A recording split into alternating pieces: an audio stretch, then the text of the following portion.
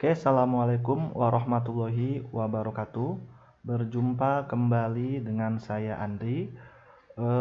Untuk hari ini saya akan memaparkan materi mengenai induksi elektromagnetik, materi kelas 12 semester 1. Oke, yang pertama di bab induksi elektromagnetik kita definisikan dulu. Mungkin kamu masih bingung apa sih yang dimaksud dengan induksi elektromagnetik itu. Secara fisika, induksi elektromagnetik adalah gejala timbulnya GGL akibat perubahan fluks magnet. GGL di sini adalah gaya gerak listrik atau disebut juga dengan sumber tegangan yang satuannya nanti dalam volt. Nah, contoh ya yang tergolong ke dalam gejala induksi elektromagnetik. Misalkan kamu punya sebuah magnet, ya magnet batang, kemudian ada kumparan. Di sini ini ada kumparan ya. Magnet batangnya digerakkan keluar masuk kumparan dengan kecepatan tertentu. Maka nanti pada jarum galvanometer ini akan bergerak. Kalau jarum galvanometer ini bergerak menandakan bahwa di sini timbul arus listrik. Nah, dari mana asalnya arus listrik? Itu ternyata berasal dari gejala timbulnya induksi elektromagnetik atau gejala timbulnya perubahan fluks magnetik sehingga menghasilkan timbulnya GGL, perbedaan tegangan di antara dua loop ini. Nah, oke, untuk lebih jelasnya kita akan mempelajari besaran-besaran yang terdapat pada materi induksi elektromagnetik. Yang pertama mengenai fluks magnetik. Secara fisika, fluks magnetik adalah fluks banyaknya garis medan magnet yang dilingkupi suatu luas daerah tertentu dalam arah tegak lurus. Ini pengertian dari fluks magnet. Kalau misalkan kamu punya sebuah segi empat ini ditembus oleh medan magnet ke arah bawah yang membentuk sudut theta terhadap garis normal. Apa itu garis normal? Garis normal adalah garis yang tegak lurus dengan bidang. Ini namanya garis normal nih. Ini bidangnya. Maka ini yang saya beri garis putus-putus adalah garis normal, garis yang tegak lurus dengan bidang. Maka untuk menghitung kekuatan fluks magnetik, kita bisa menggunakan persamaan fluks sama dengan B kali A dikali dengan cos theta. Dengan B-nya adalah medan magnet dalam satuan Tesla. Ini dibacanya fluks magnet dalam satuan Wb, dibacanya Weber. A-nya adalah luas penampangnya. Theta ini adalah sudut yang dibentuk antara medan magnet atau B dengan garis normal. Itu namanya theta. Supaya lebih paham, saya kasih contoh soalnya. Tentukan besar fluks magnet dari gambar berikut. Ini ada gambar A dan gambar B. Untuk gambar A, luas penampangnya diketahui 10 meter persegi, ditembus oleh medan magnet yang membentuk sudut 30 derajat terhadap horizontal. Kekuatan medan magnet 10 Tesla. Berapa fluksnya? Oke, langkahnya yang pertama kita gambar dulu sudutnya, karena sudut yang diambil bukan yang bawah yang 30, tetapi harus terhadap garis normal N dengan B. Karena tadi di sini belum ada garis normalnya di soal, kita bikin garis normalnya sendiri. Garis normal itu tadi adalah garis yang tegak lurus dengan bidang gambar. Nah, ini bidang yang ditembus, dia tegak lurus berarti 90 derajat. Maka sudut di sini ini adalah karena dia 90 derajat, totalnya 90 dikurang 30, berarti ini sudutnya adalah 60 derajat. Nah, kemudian baru kita hitung nilai fluksnya dengan menggunakan rumus yang tadi, fluks sama dengan A kali B dikali cos theta. A-nya adalah 10 meter persegi, B-nya adalah 10 Tesla, cos-nya adalah yang diambil cos terhadap garis normal, yaitu 60 derajat cos 60. 10 dikali 10 100 dikali dengan cos 60 adalah setengah, dikalikan 50 Weber. Ya, ini besar yang A, fluks magnet yang A. Sekarang kita ke yang B. Yang B itu ada fluks magnet nembusnya sejajar dengan bidang. Luas bidangnya adalah 10 meter persegi. Kekuatan fluks magnetnya adalah kekuatan dari medan magnetnya yang menembus adalah 10 Tesla. Berapa fluks magnetnya? Nah, untuk menghitung fluks magnetnya kita gambar lagi di sini. Kita gambar dulu garis normal ya untuk menentukan besar sudutnya. Garis normal itu garis yang tegak lurus dengan bidang. Berarti nanti sudut yang dibentuk antara B dengan N itu adalah 90 derajat. Nah, kalau luasnya 10 meter persegi, baru bisa kita hitung fluks itu sama dengan AB cos theta. A-nya 10, B-nya 10, cos 90 derajat. Cos 90 derajat adalah 0, maka 0 dikali 100 hasilnya adalah 0 Weber. Berikutnya ke hukum Faraday. Faraday ini meneliti hubungan besarnya fluks magnet yang besarnya flux magnet dengan gaya gerak listrik atau GGL yang dihasilkan oleh suatu loop. Hasil yang didapat dari penelitian dari si Faraday, yaitu dikenal yang sekarang kita kenal sebagai hukum Faraday, yang bunyinya adalah GGL induksi yang timbul antara ujung-ujung suatu loop penghantar berbanding lurus dengan laju perubahan flux magnetik yang dilengkapi oleh loop penghantar tersebut. Nah, ini dikenal sebagai hukum Faraday. Nah, dari kalimat ini bisa kita bikin rumusnya. Rumus yang didapatkan oleh Faraday ya. Rumus yang didapatkan oleh Faraday yaitu untuk menghitung GGL atau tegangan atau gaya gerak listrik kita bisa gunakan dua rumus. Salah satunya yang pertama, E sama dengan N dikali delta flux per delta T. Dengan E-nya adalah GGL atau gaya gerak listrik, satuannya volt, N-nya adalah jumlah litanya, delta flux ini adalah perubahan fluxnya, delta T perubahan waktu. Kamu pakai rumus ini kalau nanti di soal fluxnya ada dua, ada flux 1, ada flux 2, nanti tinggal dikurangin, yang besar dikurang yang kecil. Rumus yang kedua, E sama dengan N kali D flux per dt. Ini artinya adalah turunan flux terhadap waktu. Kamu gunakan rumus yang kedua kalau di soal nanti diketahuinya dalam bentuk persamaan matematika, maka kita menggunakan rumus kedua untuk menghitung GGL-nya. Supaya lebih memahami, saya kasih contoh soalnya seperti ini. Flux magnetik menembus bidang dengan persamaan flux sama dengan 4T kuadrat plus 5T plus 2 dengan flux dalam Weber dan T dalam sekon. GGL atau gaya gerak listrik induksi yang timbul dalam 4 sekon adalah titik-titik. Nah, di soal ini persamaannya diketahui ya, flux sama dengan 4T kuadrat plus 5T plus 2. Karena dalam bentuk persamaan nilai fluxnya, maka kita pakai rumus yang kedua yaitu E sama dengan N kali D flux per dt. Nah, kita turunkan dulu karena D flux per dt itu artinya turunan dari 4T kuadrat ditambah 5T ditambah 2. Kalau kita turunkan, ini menjadi nanti 2 dikali 4 ya, jadi 8T plus 5 turunannya. Nah, 8T plus 5 barulah kita masukkan ke dalam rumusnya atau persamaannya.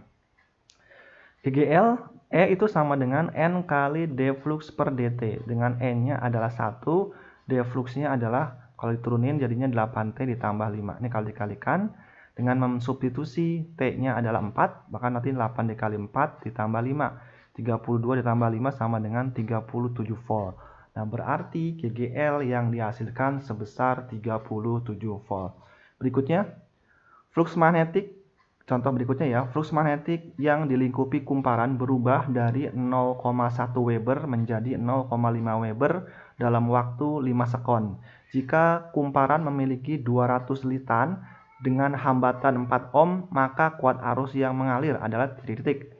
Nah, langkah pertama karena di sini fluxnya ada dua, yaitu 0,1 Weber dan 0,5 Weber, maka untuk menghitung gaya gerak listriknya atau GGL-nya, kita pakai rumus E sama dengan N kali delta flux per delta T. Delta fluxnya itu berarti dikurangin yang besar dikurangin yang kecil, 0,5 dikurang 0,1 hasilnya 0,4 Weber. Jumlah litranya ada 200 ya, N-nya diketahui 200. Delta T-nya selang waktu 5 sekon dan hambatannya adalah 5 ohm. Maka berapa I-nya? Langkah pertama, hitung dulu tegangannya atau GGL. Tegangan atau GGL itu dihitung pakai rumus E sama dengan N kali delta flux per delta T. Dengan mensubstitusi angka-angkanya, yaitu N-nya adalah 200, delta flux per delta T, delta fluxnya adalah 0,4, per delta T-nya adalah 5. Ini kita bagi nanti 200 dibagi 5 aja udah 40. 40 dikali 0,4 adalah 16 volt. Nah, ini kita baru tegangan. Yang ditanya adalah I-nya. Dari rumus hukum Ohm yang sudah kita pelajari bahwa I itu sama dengan V dibagi dengan R.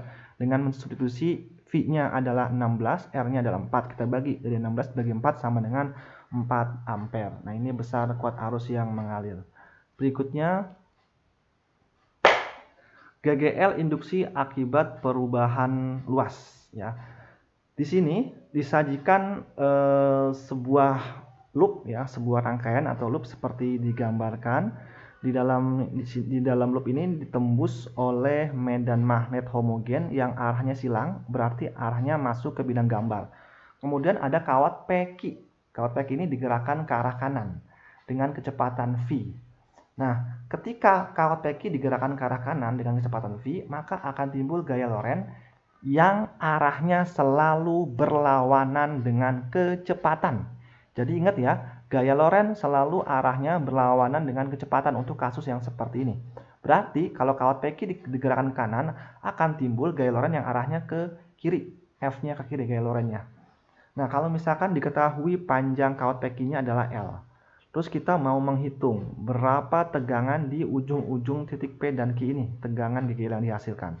Maka untuk menghitungnya, kita bisa pakai rumus E sama dengan negatif B kali L kali V sin alfa. Dengan E-nya itu GGL atau gaya gerak listrik tegangan, B-nya adalah medan magnetnya dalam satuan Tesla, L tadi adalah panjang kawat peki. V adalah kecepatan kawat peki digerakkan. Alfa ini adalah sudut yang dibentuk antara arah kecepatan dengan arah medan magnet, itu adalah alfanya. Nah, di sini untuk menentukan arahnya, nanti arah arusnya, kita bisa menggunakan aturan atau kaidah tangan kanan yang kedua yang sudah kita pelajari di bab sebelumnya mengenai medan magnet ya, untuk menentukan arah arusnya. Oke, nanti akan dijelaskan di soal lebih jelasnya. Yang pertama, ini ada soalnya seperti ini. Dari gambar di atas, jika AB yang panjangnya 50 cm digerakkan ke kanan dengan kecepatan 10 meter per sekon di dalam medan magnet 100 Tesla yang arahnya masuk ke bidang gambar, tentukan besar kuat arus yang mengalir dan arahnya. Di sini ada tanda silang, artinya adalah arah medan magnetnya masuk ke bidang gambar. Kemudian ada kawat AB digerakkan ke kanan dengan kecepatan 10 meter per sekon. Kalau panjang kawat AB-nya 50 cm yang dihubungkan dengan hambatan 2 ohm, berapa besar kuat arus yang mengalir dan kemana arahnya? Untuk menghitungnya, pertama kita gunakan rumus E sama dengan B kali L kali V kali sin alfa, itu langkah pertama. Dengan B-nya adalah 100 Tesla ya. L-nya panjangnya kan 50 cm, kita ubah ke dalam meter. Jadinya 0,5 meter dikali dengan kecepatannya adalah 10 dikali sudut sin alfa, ini sudut yang dibentuk antara arah kecepatan dengan arah medan magnet yang masuk bidang. Jadi nanti sudutnya kan kalau kecepatan ke kanan sedangkan arah medan magnet masuk bidang, berarti sudut dibentuknya adalah 90 derajat. Jadi di sini sin 90. Kalau kita kalikan 100 kali 0,5 dikali 10 dikali sin 90 nilainya adalah 500 volt. Nah, berapa kuat arusnya? Untuk menghitung kuat arusnya kita pakai rumus I sama dengan V dibagi R. Dengan V-nya adalah 500, R-nya adalah 2. Sehingga kalau dibagi hasilnya 250 ampere. Nah, kemana arahnya? Untuk menentukan arahnya, kita menggunakan aturan tangan kanan kedua. Jangan lupa yang kemarin ya, jempolnya itu adalah arah arus, ya jempol arah arus. 4 jari kita adalah arah medan magnet, arah telapak tangan adalah arah gaya Lorentz. Karena kecepatan yang ke arah kanan, maka gaya Lorentz yang timbul adalah ke arah kiri ya, sesuai dengan persamaan dari Lenz. Nah, berarti medan magnetnya kan B-nya itu silang, berarti dia masuk ke bidang gambar. 4 jari kita masuk ke bidang gambar, tangan terus telapak tangan ke arah kiri, maka jempolnya ternyata ke arah atas. Kan jempolnya ke arah atas, maka arah arusnya jadinya B menuju A ya, B ke A. Sehingga kita tulis B menuju A untuk arah arus dengan besar 250 ampere. Berikutnya GGL induksi akibat perubahan medan magnet. Untuk menghitung GGL induksi akibat perubahan medan magnet, ada dua rumus yang bisa kita gunakan. Rumus pertama yaitu E sama dengan N kali A kali delta B per delta T. Kita gunakan rumus ini kalau misalkan medan magnetnya ada dua nanti di soal. Ada B1, ada B2. Kita kurangin yang besar, dikurang yang kecil. Delta T juga sama ya, T2 dikurang T1. Yang kedua, E sama dengan N kali A kali dB per dt. dB per dt ini adalah turunan medan magnet terhadap waktu. Nah, untuk menghitungnya bagaimana? Untuk menghitungnya, nanti kita menggunakan turunan. Nanti di cirinya di soal itu ada persamaan matematisnya. Dimana nanti E-nya itu GGL dalam satuan volt, N jumlah lilitan, A-nya adalah luas penampang, delta B-nya adalah medan magnetnya ya, perubahan medan magnetnya, delta T selang waktu. Kalau yang dB di sini artinya adalah turunannya. Berikut contohnya, sebuah kumparan dengan luas 100 cm persegi ditembus medan magnet yang berubah terhadap waktu dengan persamaan B sama dengan 5 akar 2 sin 20T Tesla. Jika jumlah lilitan kumparan 50 lilitan dan hambatan kumparan 5 ohm, maka kuat arus induksi maksimum yang timbul pada kumparan adalah titik-titik. Langkah pertama kita tulis dulu apa yang diketahui di soal. Yang diketahui di soal itu yang pertama adalah ada A, luas penampang. Luas penampangnya di situ dikatakan 100 cm persegi. Harus kita ubah ke meter persegi. Berarti dibagi 10.000 ya, jadinya 100 kali 10 pangkat min 4 meter persegi atau menjadi 1 kali 10 pangkat min 2 meter persegi. Kemudian B-nya atau medan magnetnya itu 5 akar 2 sin 20T. Sehingga kalau kita turunkan terhadap waktu ya, persamaan ini dB per dt ini jadinya 5 akar 2 dikali, nanti kan turunan dari 20T adalah 20. 20-nya dikali dengan 5 akar 2, maka ini jadinya 100 akar 2. Dan turunan sin adalah cos, sehingga ini jadinya cos 20T. Sehingga persamaan turunannya adalah 100 akar 2 cos 20T. Kemudian diketahui lagi jumlah lilitan ada 50 dan hambatannya adalah 5 ohm. Berapa I-nya? Langkah pertama kita hitung dulu GGL-nya, yaitu E sama dengan N kali A kali dB per dt. N-nya 50, A-nya adalah 10 pangkat min 2, dB per dt-nya 100 akar 2 cos 20T. Karena kita minta dia maksimum, maka nilai cos-nya adalah 1 karena dia maksimum. Kalau kita kalikan ini 50 dikali 100 kan 5.000. 5.000 dibagi 100 itu berarti 50 ya, akar 2 volt besar tegangannya. Nah, kalau kita dapat tegangannya, kita tinggal mencari kuat arus sesuai dengan rumus hukum Ohm bahwa I itu sama dengan V per R. Dengan V-nya adalah 50 akar 2 didapat dari sini, dibagi dengan R-nya tadi hambatannya 5. Berarti kalau kita bagi hasilnya 10 akar 2 ampere. Nah, itu besar tegangan, besar kuat arus yang mengalir pada kumparan di atas. Berikutnya GGL induksi akibat perubahan orientasi atau arah. GGL induksi akibat perubahan orientasi atau arah atau sudut ya. Ini biasanya terjadi pada dinamo sepeda. Kamu amati gambar yang ada di sini. Ini ada loop ya yang bisa berputar. Jadi ini berputar. Akibatnya karena dia berputar berarti nanti sudutnya selalu berubah-ubah setiap waktu. Nah, berapa GGL yang dihasilkan oleh kumparan yang berputar ini yang sudutnya bisa berubah?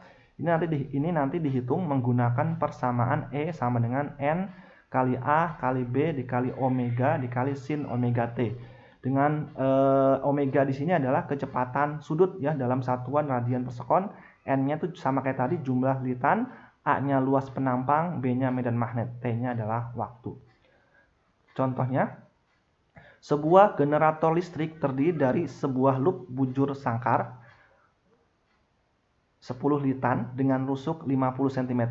Loop kemudian diputar dengan 60 putaran per sekon, maka besar induksi magnetik yang diperlukan untuk menghasilkan GGL induksi maksimum 170 volt adalah titik-titik. Nah, ini ada kalimat maksimum, berarti nanti yang diambil nilai paling besar ya. Kita tulis dulu apa yang diketahui di soal. Pertama ada N, jumlah lilitannya ada 10. Kemudian ada panjang rusuknya atau sisinya itu 50 cm. Berarti nanti luasnya adalah sisi kali sisi karena dia berupa bujur sangkar. Sisi kuadrat 50 pangkat 2 jadinya 2500 cm persegi. Kita ubah ke meter persegi jadinya 25 kali 10 pangkat min 2 meter persegi. Kemudian diketahui lagi dia berputar dengan 60 putaran dalam waktu 1 sekon. Berarti nanti frekuensinya itu adalah N bagi T sesuai dengan rumus gerak melingkar. N-nya adalah 60, T-nya adalah 1. Itu jadi nanti kalau dibagi 60 Hz. Kalau GGL-nya 170 volt, berapa B-nya atau medan magnetnya?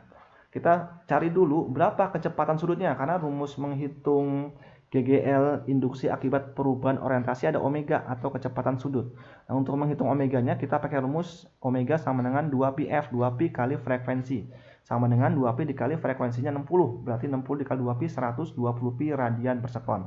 Barulah kita masukkan persamaannya E sama dengan N kali A kali B kali omega dikali sin omega T.